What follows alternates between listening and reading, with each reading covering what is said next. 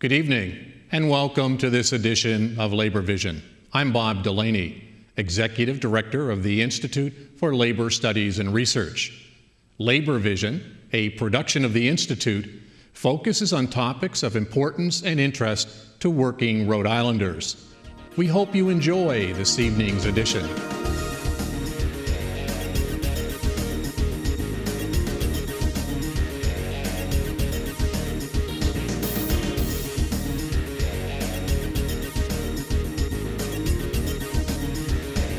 Thank you for joining us for this segment of Labor Vision, where we bring the General Assembly right into your living room. My name is James Parisi. I'm a field representative with the Rhode Island Federation of Teachers and Health Professionals, and I'm your host this evening. Joining us, we have two firefighters who are going to concentrate on some firefighter issues.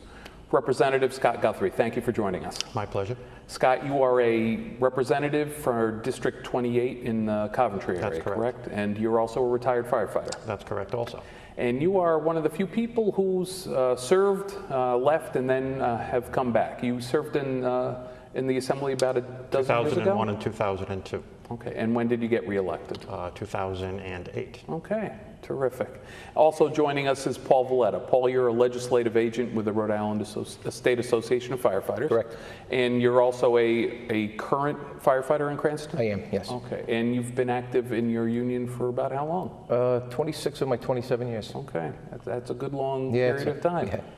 Well, both of you, thank you very much for joining us. We're going to really concentrate on a couple of issues related to firefighter and public safety pensions, as well as some collective bargaining issues related to contract continuation.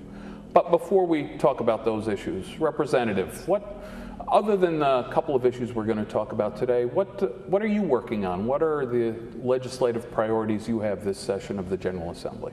Well, every priority is first rate. They're basically, I think that our tax policy over the last 6 or 7 years has done considerable damage to our economy. We've taken money away from cities and towns. We've put the cities and towns, for the most part, on the brink. Woonsocket's in trouble. Providence is in trouble. What I would like to do is reverse some of the tax policy decisions that were made during the last administration. Every city and town is suffering, and I think that should be number one on everybody's list. Okay, I remember you came on our show about a year and a half ago talking about some of your tax proposals, and I know raising income taxes on the wealthy is still on the table and still being talked about in the halls of the State House, isn't it?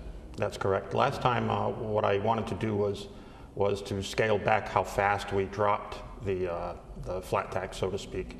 I wanted to stop halfway in between temporarily for 2 years, and that would have put almost $200 million back into the budget over these last 2 years. Unfortunately, didn't have enough steam.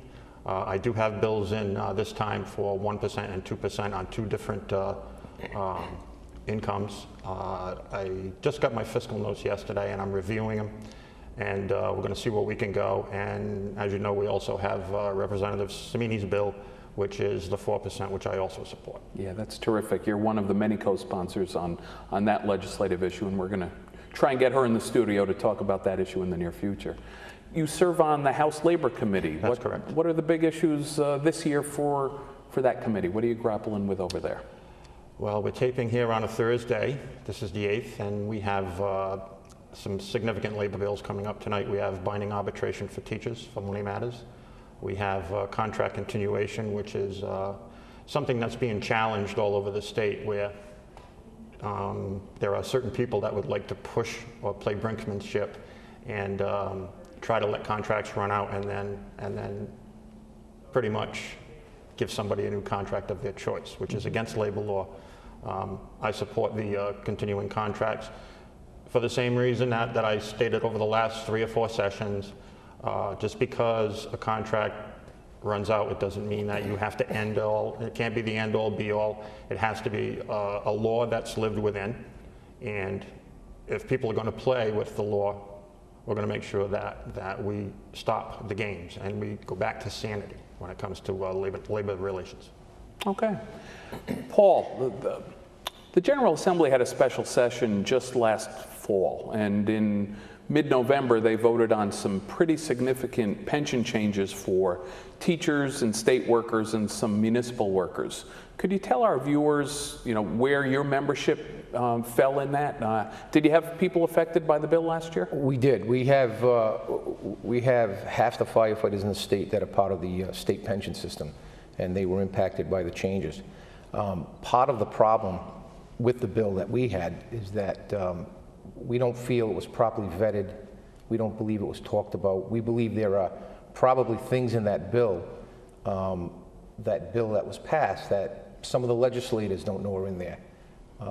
And that's part of the problem. We can't tell the firefighters who are eligible to retire what benefits they're going to lose if they stay. And we're trying to get the answers from the Treasurer's office. We've met with them once.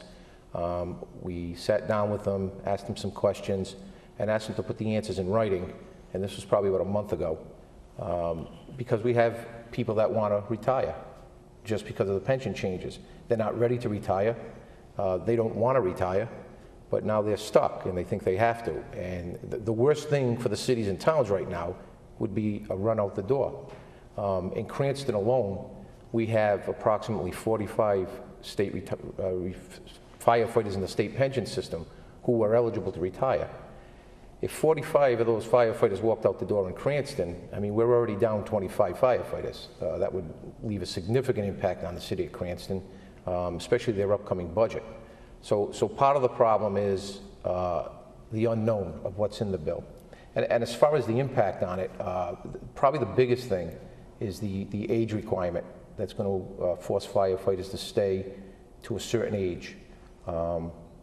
You're now going to have firefighters, and also raising the service requirement from 20 to 25 years, which we were always willing to talk about. But the way the two things are together, the age and now the service requirement, you're going to have firefighters who have to stay into their 60s to get a pension, to get a full pension. And that's just not a good policy to have firefighters 60, 62, 63 years old on the back of fire trucks. Sure, I certainly understand that. Just so our viewers have a clear understanding on how this system works, you say half of your members are in the state plan. What do the other folks have? The other firefighters are in the private plans of the different cities and towns.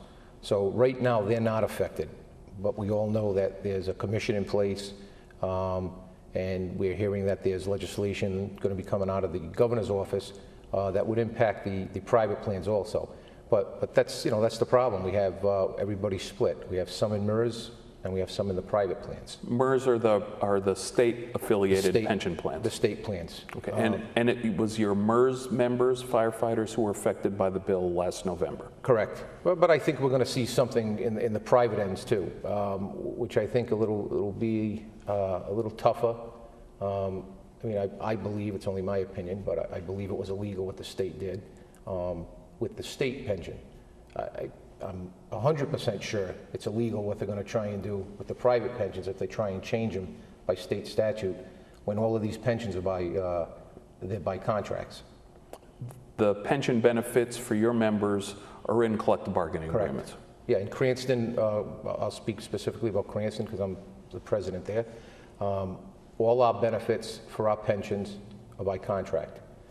They're codified by ordinance, but they were part of the contract first. So you can't just change an ordinance like they did with the state by changing state statute, and that changed the pensions.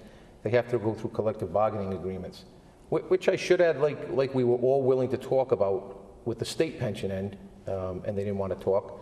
We've been willing to sit down with our mayors and try and work out, try and help them out of the problems we have in the private pensions. But we've gotten no response from them. They're waiting for the state to do their dirty work. Right. Representative, I know you were pretty active on the floor during that pension debate when the House handled that pension bill last November. Did you work on some public safety pension issues during that vote last November? You mean when I got up and I was kind of vocal in my opposition to the bill? That's right. Well, I look at it from a legal standpoint. We know that we're going to court. Let's use this as an example. We had redistricting this year, and we paid $600,000 or $700,000 for the consultant to come in. but we also appropriated $800,000 for legal fees. We changed everyone's pension in the state of Rhode Island and didn't put aside one penny. And we know that we're going to court on that. When I look at the statute and I read the words of the statute, which any judge is going to do, it says every employee shall, by contract of employment, enroll in the pension system. It is a mandate, it is a contract, there's no other way to put it. I've been following some of the legal issues across the country. In Florida, they just had a reversal. I guess they wanted to close their budget by asking, so to speak, the employees to put 3% of their pay into the pension system, which only amounts to a 3% pay cut. That was reversed. And I think most of the pension decisions that are in the courts now don't seem to be going the way that the proponents of the pension reform would like. Sure. I know you were one of the 15 representatives who actually voted against the final pension bill, and I know you've put in some legislation this session, including your desire to have some hold on this until some of the legal issues work their way through. I actually put amendments in also when we did the hearing to drive it to the courts, rather than have it sit and linger for years and years and years. Let's get it into the court system and let's get a decision. That really would be a great service to Rhode Island, so that everyone knew what the rules were for pension, instead of having this linger. There's a current lawsuit out for the initial change to teachers and state workers from 2009 that's only beginning to get its way through the court system. That's true, and like I said earlier on my amendments, one of them was to delay the date until that court decision is rendered. It failed. Sure.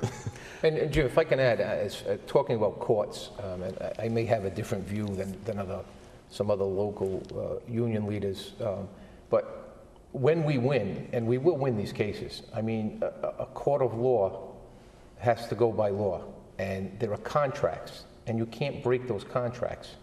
And I feel we're going to win these. And we're seeing other parts of the country. We're seeing pension cases go the way we think they should. We've seen that in Rhode Island with some of the decisions, the Taft-Carter decision.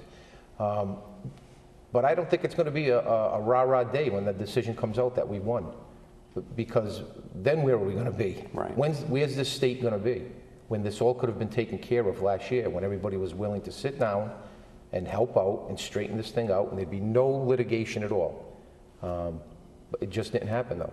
But I'm not one of those guys that the day we win, I'll be happy for our pensioners. I'll be happy for them, but there's no victory here. I mean, there's still a problem to be solved. There's no still matter a which problem way to the be courts solved, go. but now it's going to be tripled, with the court cases. So. Right. So, Paul, why don't you be a little more specific about what legislative fixes you're working on behalf of your firefighters this session for the people who are in the MERS plan who got affected last November? Sure. It really comes down to safety. That's why these bills are so important to us, that we're pushing the agenda this year, especially the pension bill. Just to go back, I know there's people out there that they can't retire when they're 55 years old or 50 years old. Like firefighters can retire now is when they put 20 years in. I understand that.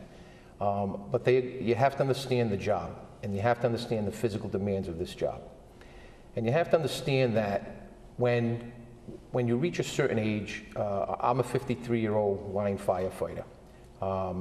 It's much different after I fight a fire now than it was 20 years ago when I got on the job. Much different. It takes me a few days to recover. And I'm not saying that all 53-year-old firefighters can't do the job. I'm in relatively good shape. It just takes a toll on your body. And usually when you get to be mid-50s, you get into non-line positions. You become a chief, you may be assigned to training, so you're not on the truck anymore. But what we've done with this legislation, by raising the service requirements and raising the age, now we've created, there's going to be a stagnation on the fire departments. And people that normally would have retired, they're going to have to stay now, which means you're going to have all the firefighters assigned to fire apparatus now. And it really is a safety issue for me. And I'll argue and debate money issues all day with people. But in the end, money's a business thing. Some we win, some we lose, and you go on your way. But not when it comes to safety issues. It's real personal to us. So this age requirement is very important to us. So what does your bill do specifically? Our bill removes the age requirement. It raises the service requirement to 25, keeps all that in there, everything else, the COLA adjustment. We didn't even put legislation in to change the COLA adjustment or any other pension benefits that were taken away from us. We stuck with the age requirement of 55, and we have a bill in to hopefully get that age requirement removed. And people would still have to be firefighters for 25 years before they could retire? Correct. Still have to do the job for 25 years. It just gives them the option. When you get to be 50, 55, your body tells you when it's time to retire. A lot of guys leave this job. They don't want to leave the job. The head still tells them they can do it, but the body tells them they can't. And that's a lot of guys retire that way. And I know the rep's a retired firefighter, and he could tell you better than I. It's probably one of the worst decisions you got to make, but when it's time to go, it's time to go. You still wish you were out there sometimes? Absolutely. Yeah. I miss my job. Yeah. And what do you think about this pension proposal? I mean, do you get a sense that your colleagues want to go back and fix some of the problems, if they are problems, that were created by the November legislation? I think that there was language in there that people didn't clearly understand. What's meant to do one thing may do another thing. So I think that there are problems, and I think as we go forward, we're going to be making changes again, no different than as we have been going along for the last 20 or 30 years, making tweaks here and there to make sure that the pension system is solvent, strong, and everyone gets out of it what they invested into it. Okay. Retirement security is something that the workers care about, not just the state government folks, right? Correct. If I may add, Jim, I mean, the whole pension, the whole way it went down was disappointing. What was very disappointing to me was that we had an amendment that we tried to get on the floor, reducing, either getting rid of the age requirement or even reducing it to maybe 50 or 51. We were willing to meet them halfway. If you need an age requirement, we'll do something. Not that we wanted to, but we'll compromise. It was disappointing that amendment never even got to a vote. You know, if it got to a vote and we lost, then that's on us. We weren't able to convince enough representatives that this was a serious enough issue for us. But it never got a vote. I think maybe the reason was that we had quite a few reps that, you know, after we talked to them and showed them our data, you know, after age 42, cardiac illness is the leading cause of firefighter death in the fire service. So there is documentation, medical documentation, that as you get a little older, because of the stress and the demands of the job, there's a much greater chance of suffering a heart attack on the job. Right. Now, the other issue we want to talk about today is the issue of contract continuation, and actually the day of the taping is the day that your legislation is being heard. Why don't you first describe to the viewers what the bill does and why it's important? Okay, by the Firefighters Arbitration Act, which is a mechanism when a city or town and the firefighters cannot come to an agreement for the contract, there's a mechanism for them to go to an arbitrator, and that arbitrator would decide what's going to go in the contract. In the Firefighters Arbitration Act is a section presently that states that if a contract expires, that it'll stay in place until another one's been arbitrated or negotiated. There's a couple of words in there that the cities and towns, some have said, well, we can just disregard the contract when it runs out. Now, for the life of since the Arbitration Act's been in place since the 60s, no city or town has ever violated that. When the contracts expire and they're in arbitration, they've always let the contract stay in place. And again, this comes down to something that's very personal to us, safety. It has nothing to do with money. It has everything to do with safety. And we're seeing a trend where a couple of cities and towns have let the contracts expire, and now they're cutting, in one town, in one city, they cut minimum staffing.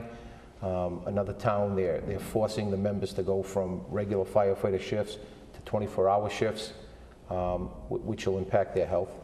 So this legislation that we're putting in takes that loophole away, makes it in black and white that contracts stay in effect until another one's been arbitrated or negotiated. And they're important ones for us, because what people have to understand is that our contracts are our safety contracts. Firefighters don't fall under federal OSHA guidelines. So all we're looking for through our contracts, we're looking for every right that every worker in the private sector has by OSHA to have a safe environment, a safe workplace. And that's what our contracts are, because we're not under federal OSHA guidelines, and the state of Rhode Island isn't an OSHA state. We really have no say under any federal or state laws except our Firefighters Arbitration Act and our contracts that go to our chief and say, we think this is a safety issue, and they have to listen to us if it's part of the contract. Right. So. What does the opposition say, and what do you make of the League of Cities and Towns opposition and some of the other folks who come in opposed to this kind of legislation? I look at it from this standpoint. When the cities and towns have budgets, and if they have a financial town meeting, and they can't come up with a budget, or the voters reject what is put in front of them for an annual budget, it just doesn't go away. In other words, they have to work under the previous budget. In other words, if on July 1st you haven't got a budget in place, you can't spend any more money than you spent the previous year. So it's no different with a contract continuation. It just means that there is no money deal here when it comes with a continuation. It just means that the existing contract is still in place. It's not going to cost anything when you think about it. If anything, it's probably going to cost less. The workers don't get an extra nickel if That's the correct. contract continues after it expires, That's correct. right? Yeah. And what do the opponents of this kind of legislation say? Well, everybody says that it deters the workers from coming to the table to bargain. Mm-hmm. And I think that could be argued both ways because of the East Providence decision a few years ago where they let the contract run out. And when the contract ran out, they used a little portion of the law that says that a contract can only be negotiated for 3 years. So once they met that threshold and finally got beyond that date, they handed a contract to the East Providence School Department. And it went to court, and there's still a little bit of anxiety about that. Another case would be North Kingstown Firefighters that Paul mentioned earlier. They changed their schedule. Now they just went through arbitration, and the firefighters won whatever it was that they wanted in that arbitration. But the town then passed a ordinance which changes their work schedule, which is a direct violation of labor law, and they will be fined. Mm-hmm. If a town of North Kingstown, that's a perfect example. They couldn't come to an agreement. They went to arbitration, and one of the proposals put before the arbitrator was to put them in a 24-hour schedule. The firefighters did their job. They put their case on before the arbitrator, how 24-hour shifts aren't a very good thing for firefighters, being in a fire station for 24 hours. And the arbitrator ruled in the firefighters' favor. The firefighters did lose some things monetarily, but that's one of the things. They put a good enough case on where the arbitrator didn't change their hours. This town of North Kingstown let that arbitration run its cycle, and as soon as the arbitration, the time date was over, they're going to just unilaterally cut their hours now. And if I can answer a couple of questions, the proponents of this bill, one of their main reasons for being against this was it's never happened before. Cities and towns honor contracts. When they expire, they've never gone against the contract. They've always let them go, keep going. And that was always their biggest argument. So I think it was, why fix something that isn't broken? They can't use that argument anymore because it happened in the town of North Providence. When the contract expired, they reduced their minimum staffing. It's happening in North Kingstown.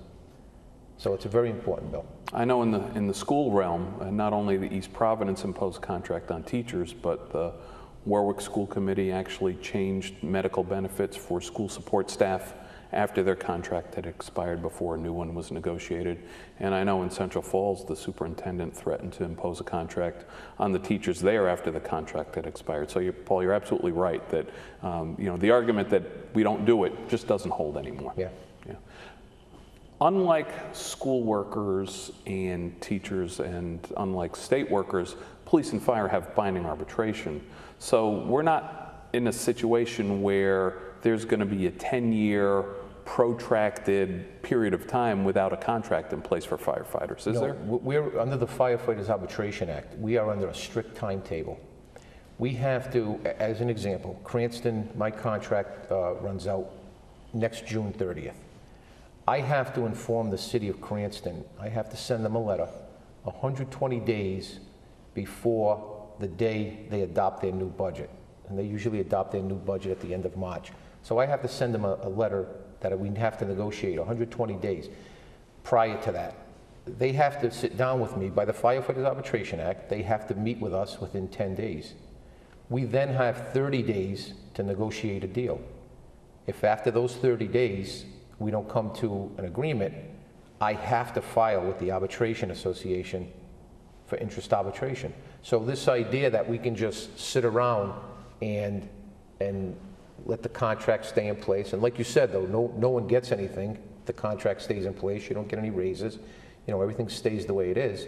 But this idea that we'll just sit around and we won't negotiate in good faith and let the contract, let it run its course, we can't by the Firefighters Arbitration Act. We're under strict guidelines, and if at the end of that 30-day negotiation period, which would leave me with a couple of months still with my contract in place, if I say, I'm not going to file, I'm going to delay filing, if I don't file within that time frame, we're going to be in some trouble. So that's never happened. We follow the timeline. So that reason that we'll just let these contracts run out, it can't happen. It's impossible under the Firefighters Arbitration Act. And if you've seen some of the arbitration decisions that have been coming down lately, nobody wants to go to arbitration. We've always said that. We never want to put arbitration, and in the good years when there was money around too, and now in the bad years, but you never want to go to arbitration. I've been involved with 27 years of negotiations. I've been involved with a lot of arbitrations. Usually the arbitrators are from out of state. And I've always said, I'd rather leave it in the negotiating room with the people that work for the town, that live in the town, and the mayor of the town hashing out things. Why put it in the hands of someone from out of state? So while it's worked for us, it's kept, there's no striking. Firefighters can't strike in the state of Rhode Island, which is a good thing. Firefighters shouldn't be allowed to strike.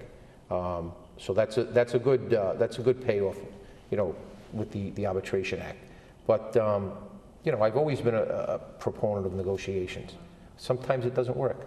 And that's why, the Firefighters Arbitration Act has worked. Right. Representative, I know it's hard to, read tea leaves on what the prospects of this bill or any bill are, but what do your colleagues on the Labor Committee say about this issue? You guys must talk about it after hearings are over and people have put different ideas and issues in front of you. What's the talk in the room? Well, we'll talk about just about anything after we have a hearing, but we just meet, we discuss it. We have good sides of things and some questionable sides of things. So as a group, when we discuss it, we don't make a decision right then. We just want to make sure that both sides of the issue come out, and on each of our own psyches too, just to make sure that we know each other, what's going on, and how each of us feel about it. Mm-hmm. And on this issue of contract continuation, it's not just firefighters that have an issue. You also have similar legislation for teachers as well. That's correct. Yeah. I know that the whole issue of binding arbitration was also a prominent issue for public school teachers, where there's been some legislation on that as well. I just note from myself observing and participating in the hearings that there's some folks who are against these bills really because they're against public employees having the right to bargain in the first place. I don't know if you've seen that. We hear that often in committee. We actually had I think it was an arbitration bill, and some of the people that came and testified weren't testifying to the specific part of the bill that was being addressed. They were testifying because they were just opposed to binding arbitration as a whole. Mm-hmm. And there are folks who certainly don't want to have any public sector workers have a right to negotiate contracts. Paul, you probably hear the same thing. Yeah, I do. And you know, when I first got up here, I actually tried to talk to those people. And you try, you know, I guess, I don't know, maybe I had blinders on, I was new. But you actually try to explain to them why you're doing this. And, but I've learned that there's just some people, you're never going to change their mind. You can talk blue in the face, you can give them all the data you have, but you're just not going to change their mind. The good thing is those people don't hold elected office. And I think for the majority of people up there, they're good people, good reps and senators. I think they're good people. And that's all we ask for, is that you listen to us, what we show you, you look at and make your best decision. We only have about a minute left. I think our viewers would clearly understand why collective bargaining is good for workers and continuing contract makes good sense for the workers. But why is it good for Rhode Islanders? Why is it good for our community? Why should the non-union person watching this show, conclude that contract continuation is good for them too? Do you have any thoughts on that, gentlemen? I think that it stops people from going off the cliff, so to speak. In other words, when a contract ends, you just can't turn around and just say, we don't need you anymore. You're still going to have fires, you're still going to have crime, you're still going to need to educate students. So it's the only fair thing. And it'll also give a degree of confidence to someone that wants to go work in the public sector that, there is a little bit of job security here. I say to them, I wish they had the rights, and they should have the rights that we have. All workers should have those rights, and that's what we're trying to do. If we get them or we keep them, maybe it trickles down to the private sector where people are really treated terribly in the private sector workforce. It sure would be nice to rebuild the middle class here in Rhode Island. Sure would. Yes, it would. Okay. Well, gentlemen, thank you very much for your time. Thank you. I appreciate the thorough look at the issues before us. Thank you. And I'd like to thank the viewers for tuning in and watching this show. And please stay tuned for future shows where we bring the General Assembly into your living room, where we focus on issues such as the tax bill that we mentioned earlier today. Thank you very much.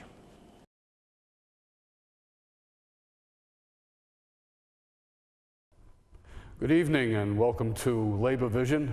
My name is Scott Molloy. I'm a professor at the University of Rhode Island, and we're going to start a long series of talks this evening that relate to the American labor movement, its history, and we're also going to try to bring in some local material so that you'll know what was going on in Rhode Island at the same time. I usually teach this at the university for 14 weeks, 3 hours a week. You're going to get a shorter version, and I'm sure you'll all be happy to know that. But where do you start with something like this? History is always difficult because it has a starting point, but just exactly where is it? And of course, with the history of work and with the history of the labor movement, it goes back into the mists of time. It's almost before the written word. People were working because that's what they had to do. They were hunter-gatherers, they were farmers and people who worked in agricultural ventures. But by the Middle Ages, we begin to see a more definitive way to work, and we'll begin to see organized labor, although in a primitive fashion, taking some control. One individual, and you'll see this on the screen momentarily, went through the Bible, and he took out every phrase and reference to work, and he ended up with a 40-page pamphlet. And it just goes to show that toil and labor and work were there from almost time immemorial. But it really begins in medieval Europe, in France, in Germany, in England, where the early craftsmen got their start. Might be a watchmaker, a gold maker, someone who did precious metals, things that maybe the wealthy could afford, but obviously not the average person. And these guilds, as they were called, were made up of three distinct groups of people. One was the master. He was the one, just as the word sounds, he controlled the whole thing. He was management 500 or 600 years ago. And then they had journeymen. These were people who had been apprentices. They had learned the trade over the course of a number of years, and then they went into their own and often worked for the master in, say, a workshop. And beneath the journeyman was the apprentice, a word we're still familiar with today. And the apprentice was like the student, learning the trade, learning the skill, waiting for that moment in time when they graduated to become a journeyman. And that's, of course, where they made greater money. What happened over the years, going back into that Middle Ages, was that eventually the master, whose only difference between him and the journeyman was that he had some money and he could open up this workshop. And eventually the guild would split, with management, maybe just a couple of people on one side, and the journeymen and the apprentices joining this very primitive union on the other. And this would lead, of course, to some conflict. They would fight for things that sound very common to us even today, 5 or 6 centuries later. They would try to number the amount of apprentices so that there weren't too many of them and that the work became de-skilled or cheapened. They always wanted to have a demand for their skilled labor and not overwhelm it with too many people who could do it. The guilds also did another unusual thing, and I often think perhaps labor has gotten away from this too much. In those days, so long ago, the various people in the guild, particularly the journeymen, would often look at the work of their fellow colleagues, and if they discovered poor craftsmanship, if they discovered problems, they would often excoriate or criticize the people they worked with, because they wanted to make sure that they maintained a reputation for excellence. They didn't want any material going out to the public which would give them a bad name because of its poor quality. So that was the guild system. And it's interesting that even though that may be an ancient thing, those words are still around and they're still used. You may see a master plumber, which simply means somebody today who has a great degree of skill. You may be going down Route 95 and pass an 18-wheel truck, and it'll say Master Freight Haulers of America. That means the management group that probably owns the trucking firm. And of course, in the building and construction trades, we still see that word journeyman, someone who's been through 5 or 6 years of training and has now become very adept at what they do. And we see, of course, apprentices, the students who are still there making a run for it. Now, we don't want to spend a lot of time in that early period because it was so long ago, but it's good to know the roots and where some of these things came from. A famous English historian named George Trevelyan had this to say about that early labor movement. He said, "The modern trade union spirit was already active among the gangs of workmen who built the glorious cathedrals and churches and manor houses of the later Middle Ages. We find in the towns of the 14th century," he said, "not only occasional strikes for higher wages inside the guild, but in some cases, the formation of permanent guilds to champion the interests of the employees and perform the fighting functions of a modern trade union." Now, when you see that 14th century, I always tell my students, forget the math. All you have to know is it was a long time ago, and indeed, that's just what it was, the 14th century. But already, working people were banding together, trying to get a better life for themselves. Now, as you go down through the centuries and you get to, say, England, which was kind of the mother country of the Industrial Revolution in the 1500s and 1600s, they actually had a piece of legislation. It was called the Elizabethan Statute of Artifices. It sounds like a foreign word, and it's very Latin. But what it meant was that when there wasn't much work, when the cost of living got higher, that the local justices had the right and responsibility to raise wages. This is back in the 1500s. Some people still think that's an alien notion, but it's been around for a long, long time. One of the things, too, that the labor movement would eventually take up, but not right away, was the hours of work. As you might imagine, back in the 1600s, even the 1700s, there was no electricity. And if you were employed in some type of workshop, whether you were in textiles or skilled endeavors, you had to go by how much sunshine there was. So in the summer, working people in that long ago period had to work much longer hours until it got dark.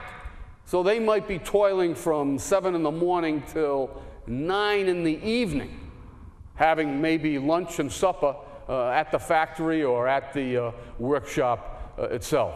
And of course, they always look forward to winter, not something we do here in New England any longer, but back in those days, when it got dark at 4 o'clock in the afternoon, your day of labor was done.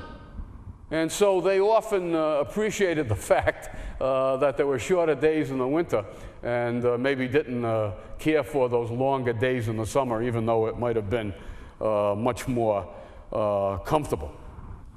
Now, over the years, these folks who labored in Europe in particular eventually made their way to America to found the colonies that Rhode Island was one of, and of course we know there were 13 original ones. But when they came, they brought with them in their cultural baggage, that is in their mind, that there were these primitive labor unions back in the old country, and they knew about them. And so eventually, when the time was ripe and ready, they would start these here in the New World as well.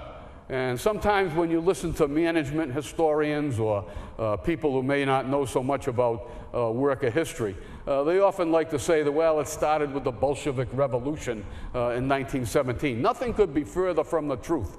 The labor movement's been around as long as mom and apple pie, and many of the things that we take for granted today, people were fighting for 400 and 500 years ago.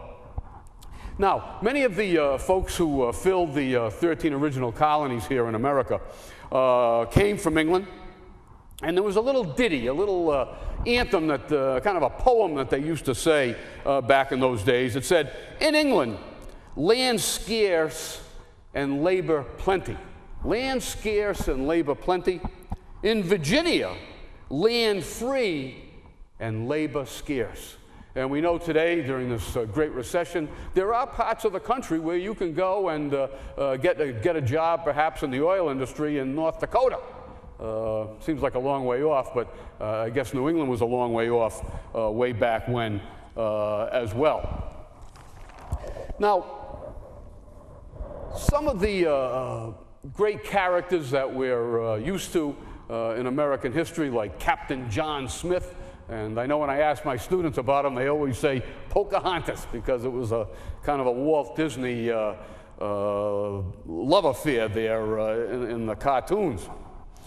John Smith, who came to Virginia and who was in the employment of a corporation based back in London, had one large complaint when he first got down to that panhandle in the southern part of the United States.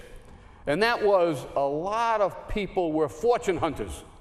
They were soldiers who thought they would be able to replicate what the Spanish had done in South and Central America. That is, they were going to find gold and silver and treasures and never have to work a day in their life.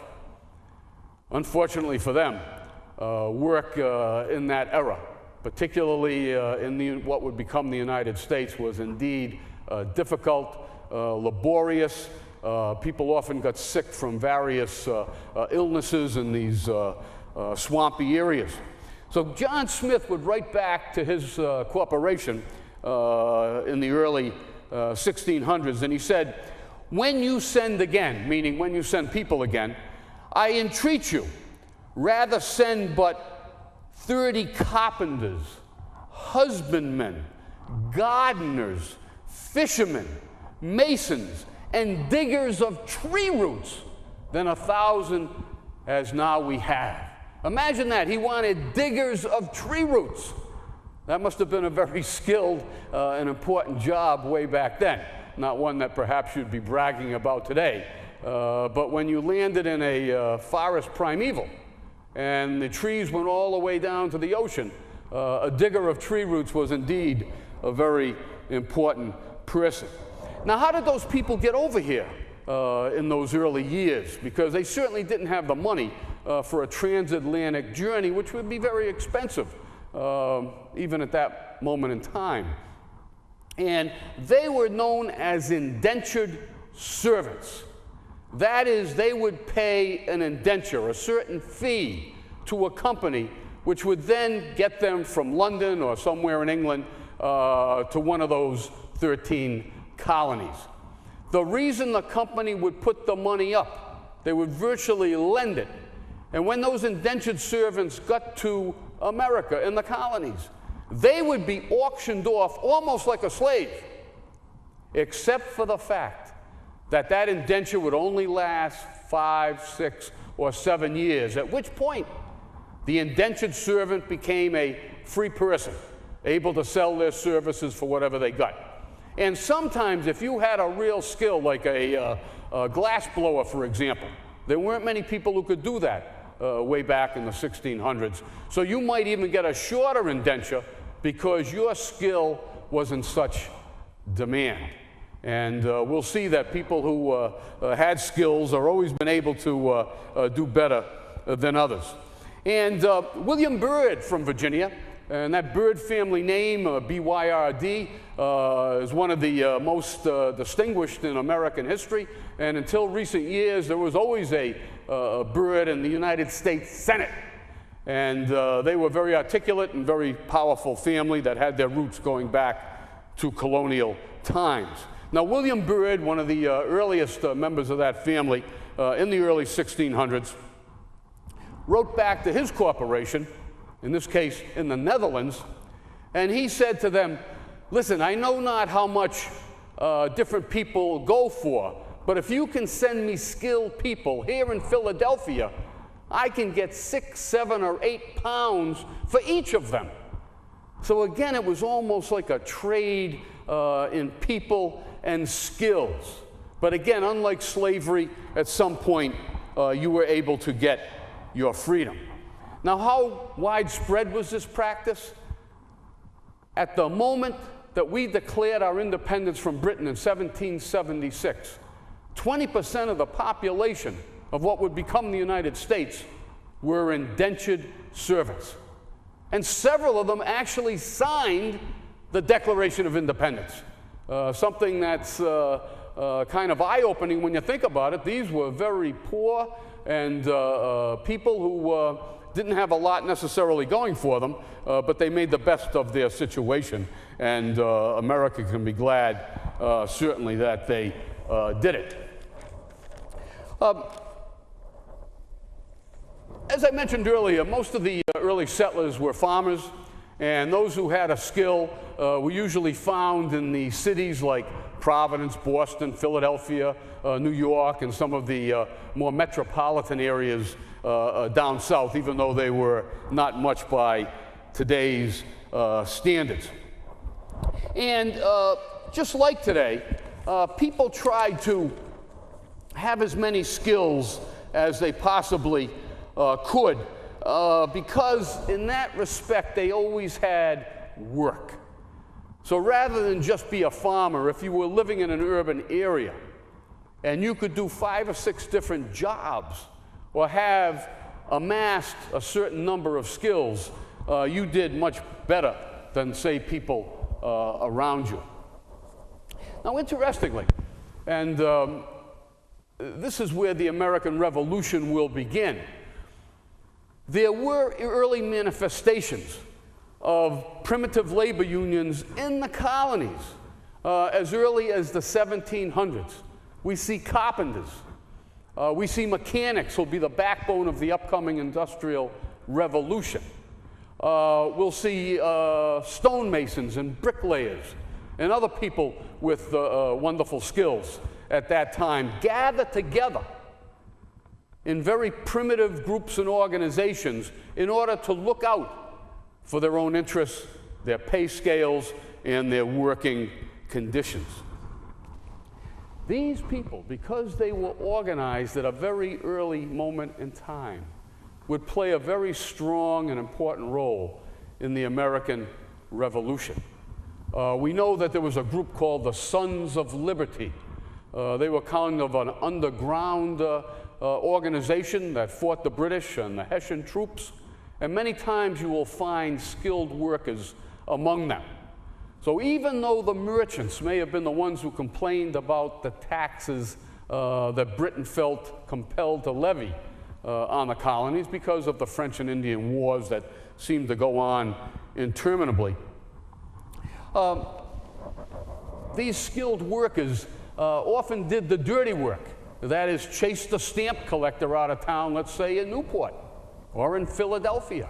They participated in the dumping of the tea in Boston Harbor. They got involved in the shootout with the Gaspee off of Warwick Point, which was really the first bloodshed in the American Revolution.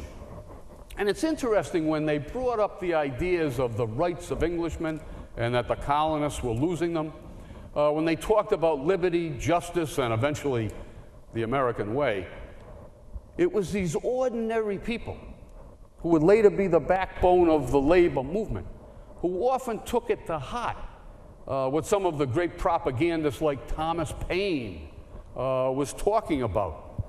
And one of the more aristocratic people, and there were many of those involved in the American Revolution as well, all on the same side, but a man named Gouverneur Morris from Pennsylvania would say, "The mob begins to think and to reason. And I see with fear and trembling that if the dispute with Britain continues, we shall be under the domination of a riotous mob." Well, who was he talking about? Was he talking about the British troops that had invaded America? Or maybe some of their foreign allies? No, they were talking about ordinary working people who, when they read the pamphlets by Tom Paine and many others, began to believe that democracy could rule in America and that they could be part of it. And so this would really be the formation in some ways of the modern labor movement, and we'll see that in just a couple of minutes. One of the Boston newspapers would comment during the Revolution, "The merchants of Boston are now entirely out of the question in all debates at their town meetings, which is carried on by a mob of the lowest sort of people. At these meetings, the lowest mechanics discuss upon the most important points of government." Imagine being able to criticize working people today for coming to a city council meeting or to attend a school committee gathering. We would want people to be more involved. In those days, they saw it as trouble. When ordinary people began to take up and believe in the principles of the American Revolution, it led indeed to democracy, even though the aristocrats saw it as a mob. And later, and in fact very soon after the Revolution, it would lead to what we know as the modern labor movement. One of the things I mentioned earlier was that most people were farmers and a handful of people were skilled workers. And you'll see on your screen momentarily a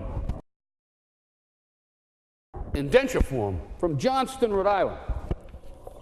And it's dated 1786, which is just a couple of years after the American Revolution itself.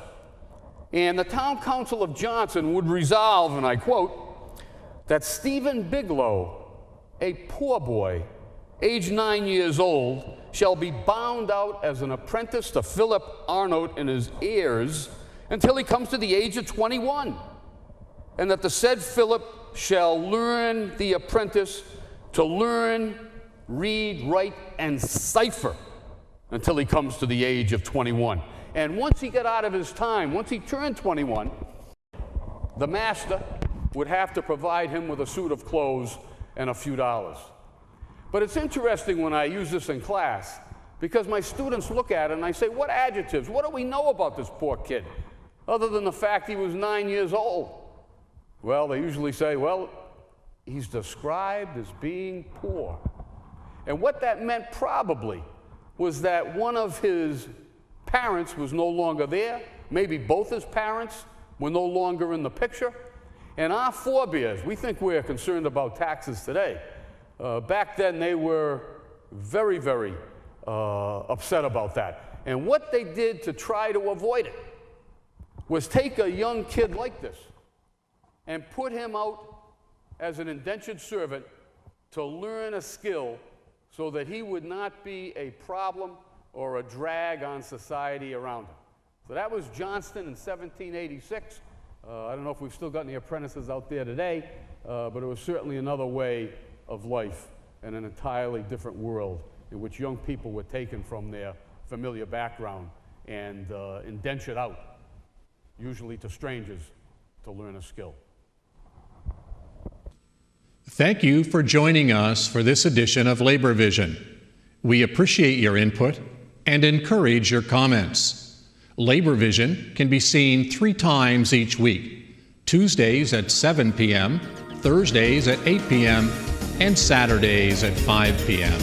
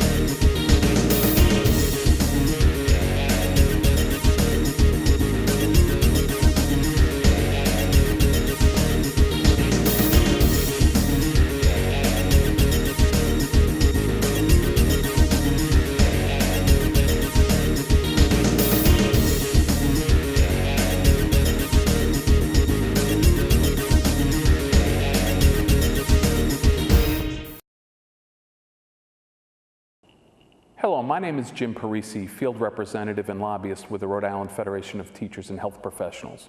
And this is my grievance of the week. It's about wasting taxpayer dollars in Central Falls.